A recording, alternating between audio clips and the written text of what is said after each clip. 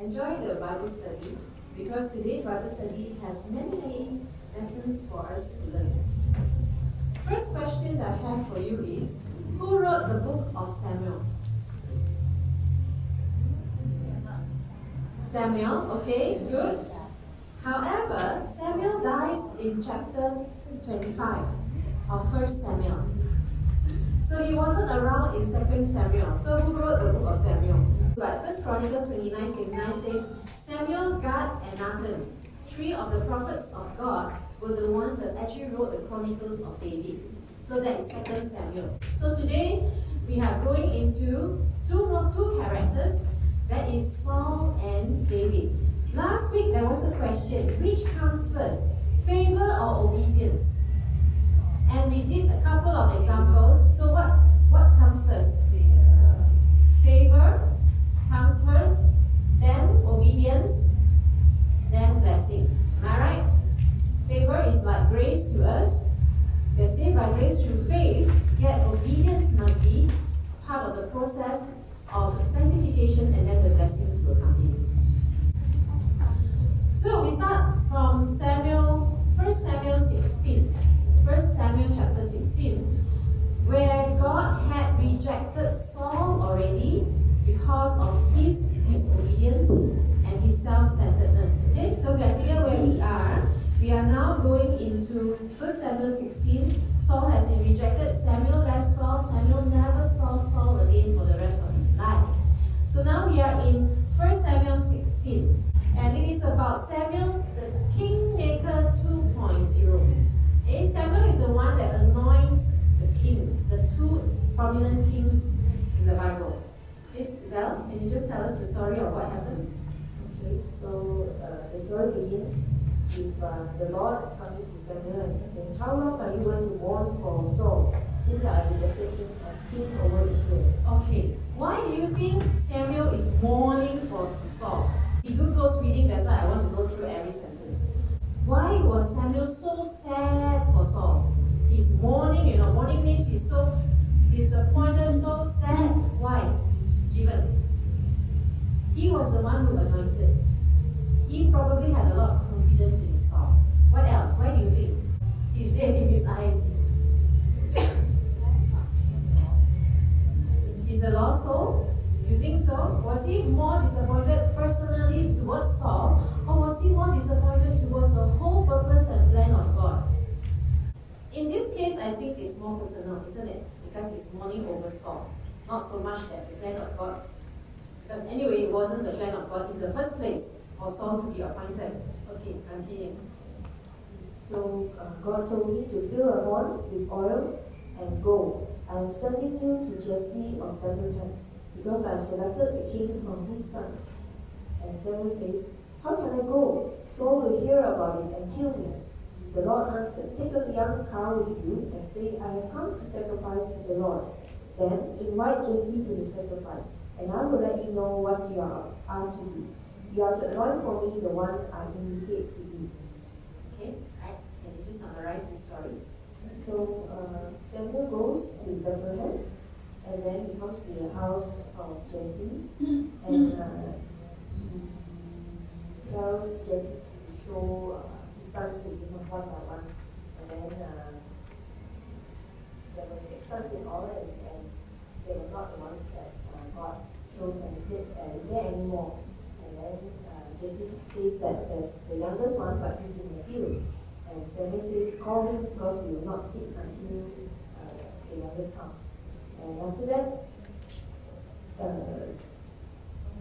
Jesse sends for him, and David comes, and it says here that he had beautiful eyes and a healthy, handsome appearance. And the Lord said, "Anoint him, for he is the one." So Samuel took the horn of oil and anointed him in the presence of his brothers. And the Spirit of the Lord took control of David from that day forward. And Samuel went back to Ramah. Okay, what do you learn from this short episode? In the beginning was the first son, and then Samuel thought, certainly this is the Lord's anointed one. But the Lord said to Samuel, "Do not look at his appearance or his stature, because I have rejected him. Man does not see what the Lord sees, for man sees what is visible, but the Lord sees the heart." Okay, what do you learn from that? that we see in front of us, we think that it's worthy, but in the sight of God, He sees the inside of the person. But remember when God chose Saul, Saul was the most handsome and tallest. So why is God saying it's not important for appearance now? When He chose Saul, was the handsome. The formula wrong already. Got the wrong formula. God made the wrong decision. And it says in the end also that when David comes, he actually is very This is handsome. also good looking. So why did God tell Samuel, look, don't look at the outward appearance, I'm looking on the inward appearance. Don't be impressed by his appearance or his height, for I have rejected him. Do not view things the way men do. Why do you think God tells Samuel that when God himself chose handsome guys? But why specifically say about appearance?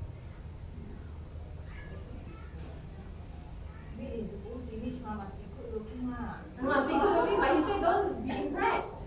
But did he say don't look for good looking? He didn't say. He said don't be impressed by good looking people. Don't be impressed because God does not view things the way men do. You see, when God chose Saul, He chose Saul for who? For himself or for the people? So you must understand the choice of Saul and David are two different things. Saul was chosen for who? For the people. David was chosen for who? For God himself. Because God had already chosen him even before Saul. Outward is important. However, the content is also important, right? People look on the outward appearance, but the Lord looks at the heart. I want you to remember this word, the heart. Because all through later part, when we talk about David, the heart is mentioned so often. Right? It's not that God chooses ugly people. God is also a God of beauty. That's why He made us in His image. All of us are beautiful. Right? Is that don't look only on the outside. Yes. Okay. Look on the inside as well. Okay. And actually, God did a strategy for Samuel, isn't it? Samuel was afraid to go and see Jesse. Why? Yes. Why? The king, he feels his position is threatened and he will to. Correct. Understand the chronology that at that time Saul is still the king. So Samuel is going to secretly anoint another king. Of course, Samuel will be scared. Is it a lie God told him to do? A hidden strategy? A white lie? Be smart. You're right. God is smart. God doesn't just go blah blah blah direct. Now sometimes we do that. It's okay. I will be very honest. I'm very direct one. I will just go straight away and tell this guy, off. Even God doesn't do that. Even God does. He has a strategy. He knows how to move around. So he went to Jesse. Whose grandson is Jesse?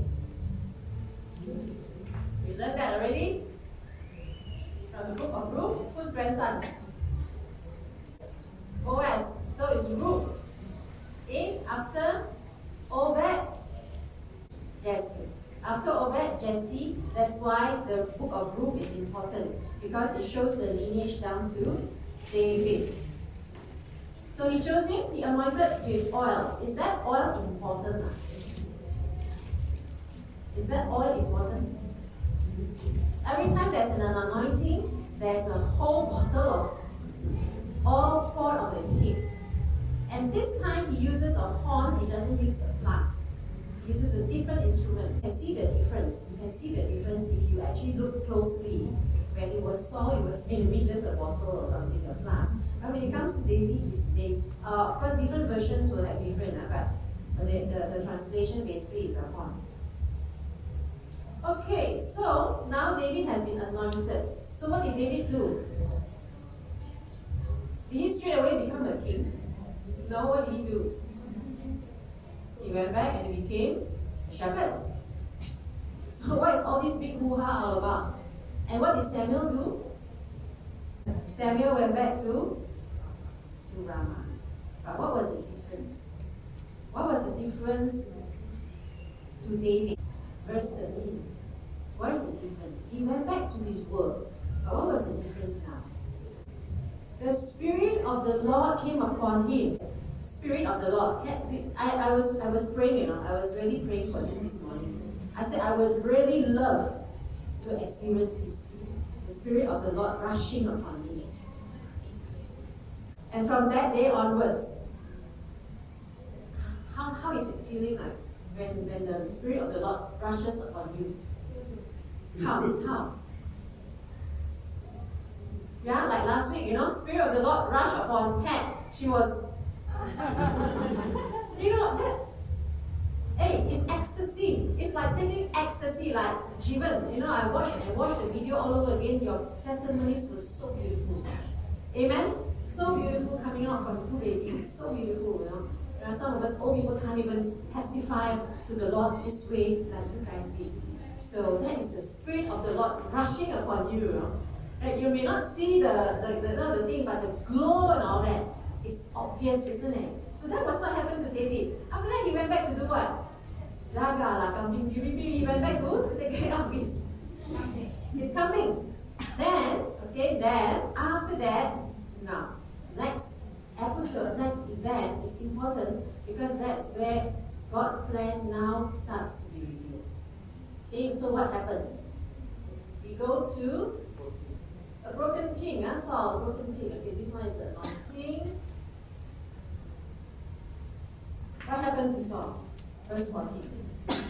The first part is chapter 16, verse 14 to 23. Basically, God has already a plan for David. This part only I don't really understand. I just read out here. Now the Spirit of the Lord has left Saul, and an evil spirit sent from the Lord began to torment him. So Saul was going through somewhat of a spiritual disturbance kind of thing, and then he shared it with his so to say his people, and then one of the advice is listen to music.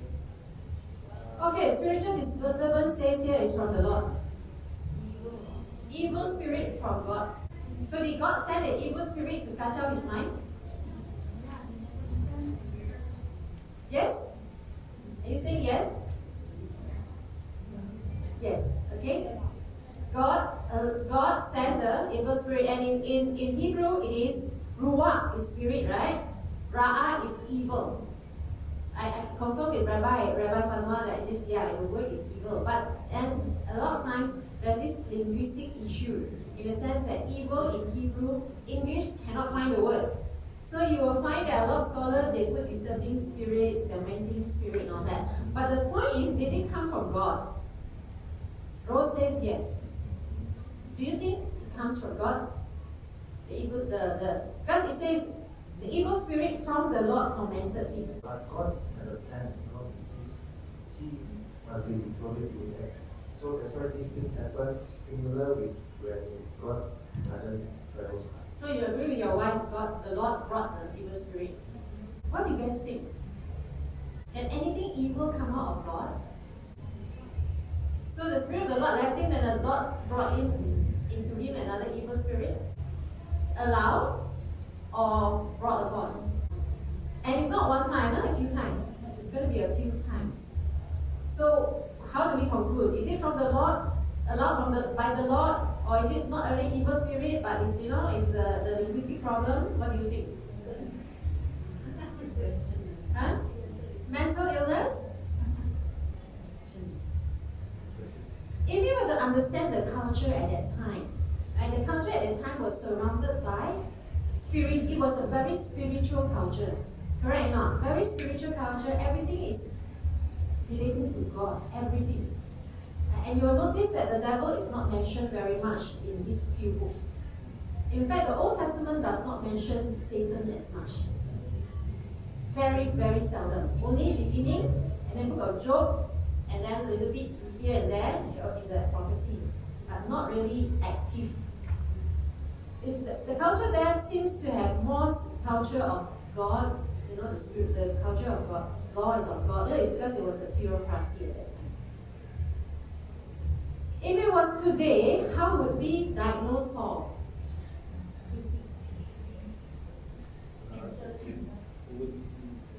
It will be manic depressive. It will be bipolar. In today's world, it will be considered as a mental illness, and they will prescribe Prozac because it's a manic depressive, and he also what they call cognitive dissonance, right, Priscilla?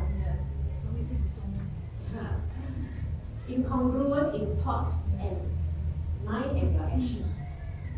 But here, because it was a very spiritual culture, then they view that this thing comes from God. Because if it's an evil spirit, how do you get rid of an evil spirit? You have to do like what Pastor Ho did. You have to exorcise. But what happened here? Was that an exorcism? No. What happened? Listen to music and the spirit left him.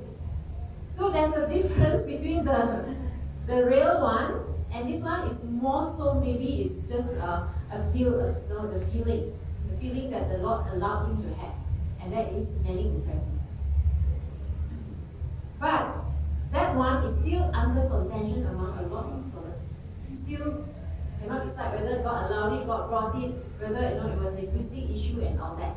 But that is not the actual focus of this chapter. The focus is on what? On who? On David. This is the introduction of David into Saul's court. Okay, Saul was feeling very, very depressed. And somebody told him what to do. He need to listen to music, right? And at that time, David is known to play this instrument. And that is how David was introduced. Okay, right. David was known to play well. A great lyre player. What's a lyre? Something like harp. And he was brought over, and what happened? And Saul actually quite immediately liked him. Okay, verse 21. Yeah, Saul liked him, and then? And let David remain in my service, for I am pleased with him. So whenever the spirit of God comes Saul, David would pick up his guy, and Saul would be relieved and feel better, and the evil spirit would be killed. Wow. So that relationship, suddenly it became like Saul was not accepting it. He can come in freely.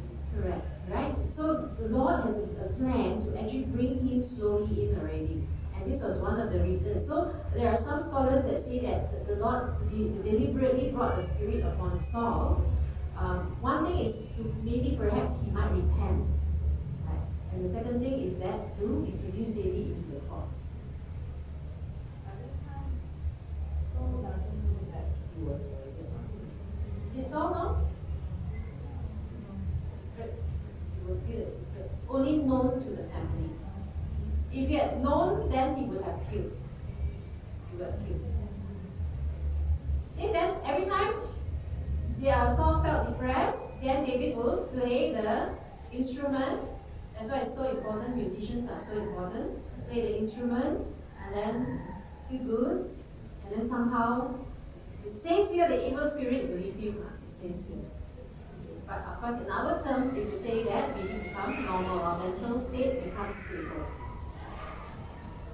stabilized. So you can see later, that's why Bible study seminar is important, because we need to understand culture and why the prophet wrote it this way. Because he couldn't possibly diagnose him as mental illness in this time.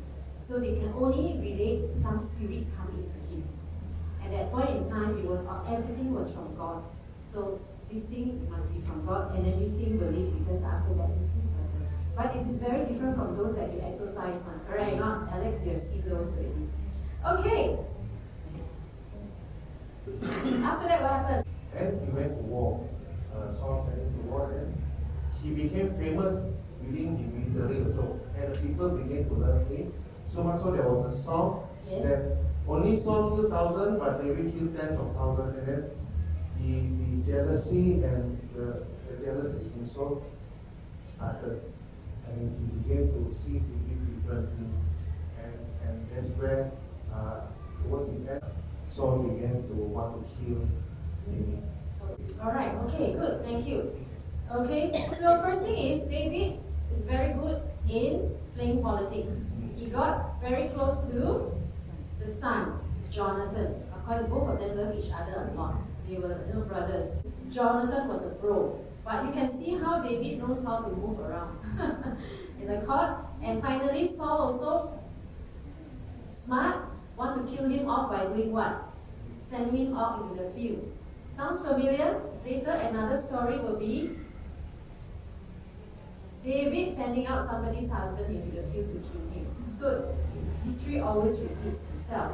But verse 10, 18 verse 10. This is another incident. And what incident is this?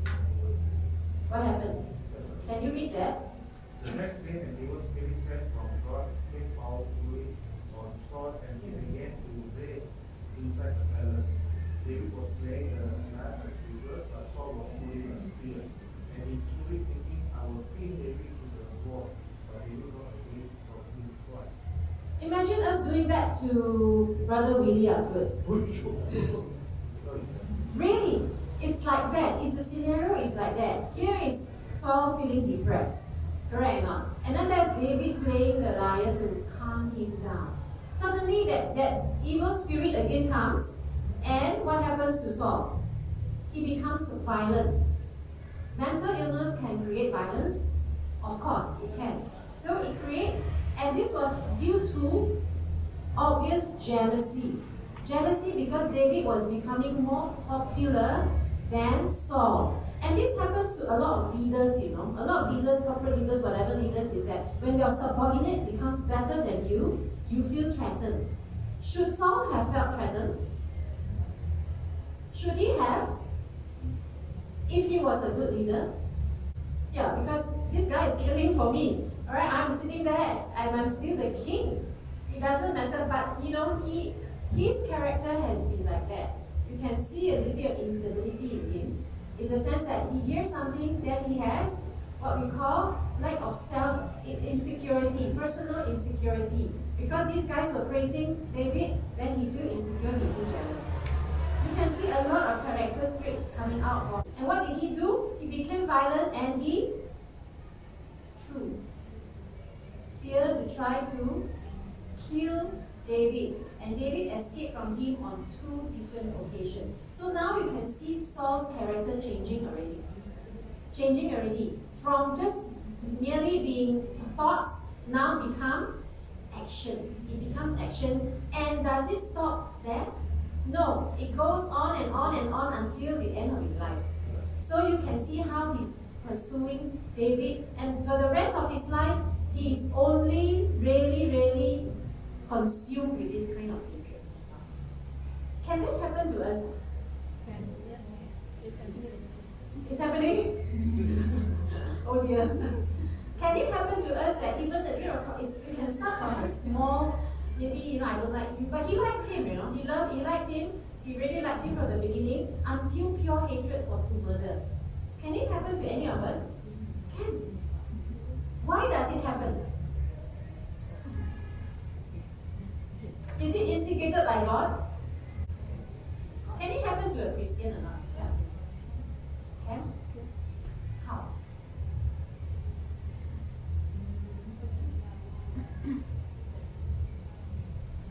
Correct. Sometimes I think it's very wise, When we feel down, that is where the evil spirit will come and torment us even more. And it continue to give all the thoughts to us. Correct or not? Some of us have actually ever gone through depression and we understand what it means. Okay? So what do? If we continue to harbor into that and to keep being consumed by that, definitely it will get into worse things. Okay? So as a Christian, what could we do? Pray? Talk to the pastor? Read what do you do?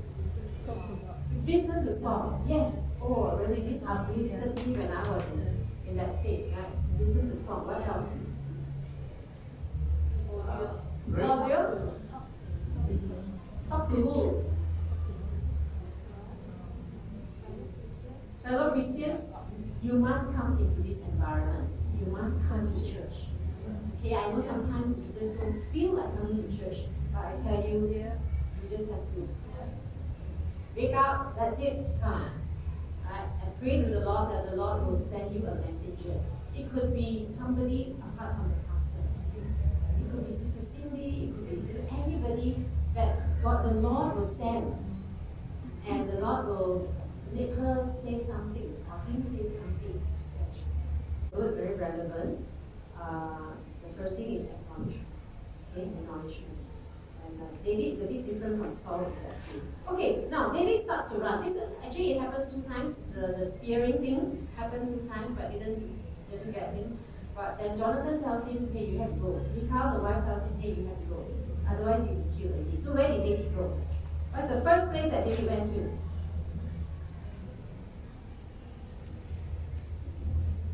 Who did he go and see first? 1 Samuel 19, 18. Who did he run to? 1 Samuel 19, 18. That me? He went to Samuel at Ramah. Okay. He went to see the prophet of God. That's why I say connecting to the right source. He didn't run to anybody else. He didn't even run home. He ran to see the prophet Samuel because that is God's anointed. And that's God's anointed prophet. And of course, Samuel brought him. So if you want to see the route that he runs, this is it. But I'd like to hear from May first, and then your team first. Yours is David the fugitive, correct or not? David the fugitive, because it goes through quite a few chapters, and we don't have the time to go through. But basically, the story is just traveling from one place to the next, and the king somehow, like for example, when he went to Rock, and then he had Ahimelech to help him. Here. Okay, now this one was a tragedy. You know what happened? If not, what happened to the priests that helped him? Saul killed. All of them, including their family. So this is the way it is going. Gibeah is where Saul lives here. Goes to Ramah where Samuel is. North is where he gets the priest's help. He eats the bread. Okay, the bread. And he gets Goliath's sword. When Saul found out, Saul went and got the Edomite to kill all the priests that helped David. Then David ran to where is this place? Whose territory is this? Philistines. The enemy. Did they receive him? No. Ran to Adullam. This is where he becomes Robin Hood. He gathers all the fugitives, all the merry men of Robin Hood, and his family comes to see him here. Adullam. Okay, I'll just do it short. After that, he runs down to Mizpah. This is where he requests for his parents to live here. He thought about his parents. He was worried that Saul was going to kill his parents, so he came down here. This is the Moabite. Moabite or Ammonite? I think it's Moabite. Okay, Mizpah. After that, he went here, Keilah. And then into the wilderness now. I want to dwell on the wilderness. In the wilderness, who does he come across? Saul himself. He has the opportunity to kill Saul 2 times. Remember, they are in the cave, and then one day Saul came, want to relieve himself. And David happened to be in that cave. So when you're relieving yourself, you cannot defend yourself, correct or not? So, did David have a chance to kill him? Yes. Did David do it? Why? Because it says, how can I kill the anointed of God? But listen to this, David also was anointed already. What? Why didn't David just replace him as a king? Why didn't David kill him? Now this one, if you want to read, you have to go back and read the full picture. Chapter 24, verse 3 and 4. Okay, verse 4. Can somebody read verse 4 for me? So they said to him, "Look, this is the day the Lord told you about. I will hand your enemy over to you, so you can do to him whatever you desire." Then David got up and secretly cut off the corner of Saul's robe. Okay, after that, Afterward, David's conscience bothered him because he had cut off the corner of Saul's robe. okay, He said to his men, "I swear before the Lord, I will never do such thing to my Lord, the Lord's anointed. I will never lift my hand against him, since he is the Lord's anointed." With these words, David persuaded his men, and he did not let them rise up against Saul. okay. He had a chance to kill Saul 2 times, but he didn't do it. Why? Because he respected Saul as the anointed of God. And he says that if God wants to kill him, God will kill him in battle or something. But I cannot do it. So he just cut off a piece of his robe, he ran to another side, and then after that he came and he approached Saul. Did Saul repent? He felt sorry for a while. A while. So sorry, I'm not going to kill you. The next minute, try to kill him again. 2 times. Okay, 2 times. And it all happened around here, the wilderness of Sin, because it's all cave side. After that, David ran down to Ziklag and he lived there for 1 over year already. And from then on, Saul never went after him anymore. So David was in the Philistine territory. So Saul never managed to kill him. David had an opportunity, but David didn't. So why did David not take the throne since he was already anointed? Why do you think? Why didn't he just... Because David is a very ambitious guy.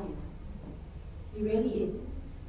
When he went after the Goliath, he didn't go after Goliath for the glory of God, even though he used God's mighty power. He went after Goliath for what purpose? No, there was a reward. And what was the reward? To marry the king's daughter.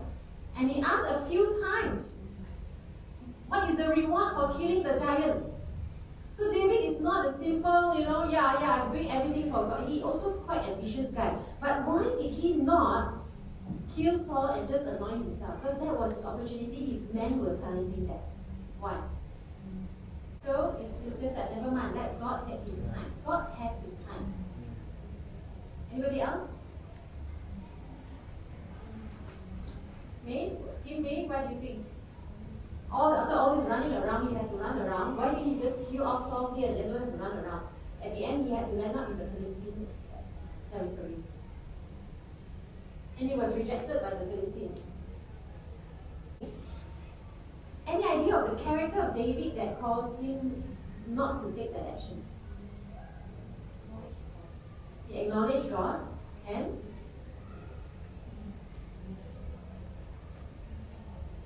the heart of David. That's why God says, look for the heart. The heart of David is very different from the heart of Saul. Even though, yes, he was a normal man and later part he does a lot of wrong things, but somehow on his heart, there is something in there that... Maybe he had compassion too. Huh? Why he had to run, why he was probably in anger, having to run everywhere. There was never a moment that shows that David has any hatred towards Saul. Right. He never had any hatred towards Saul. He had to run, they say, for 7 years.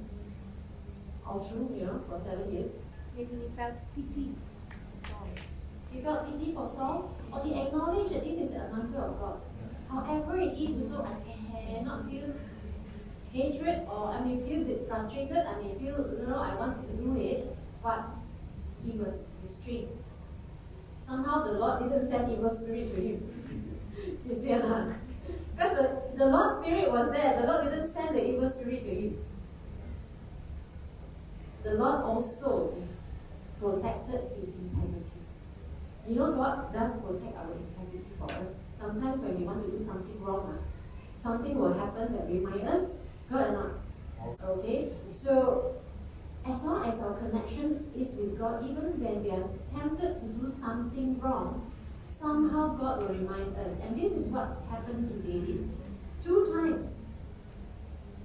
He said, if God wants to kill Saul, God will kill Saul. And so what happened to Saul at the end? Did he die? He died how? He killed himself. Suicidal? Different stories. There's two accounts of the story. One guy said he killed Saul, but the story has it that Saul fell on his own sword. Fell on the own sword means you kill yourself. What happened to Jonathan? Died also. Okay, all the sons died, including Saul. Sad ending. Sad ending. But then now that Saul is already gone, then the next thing will be to enthrone David to the throne.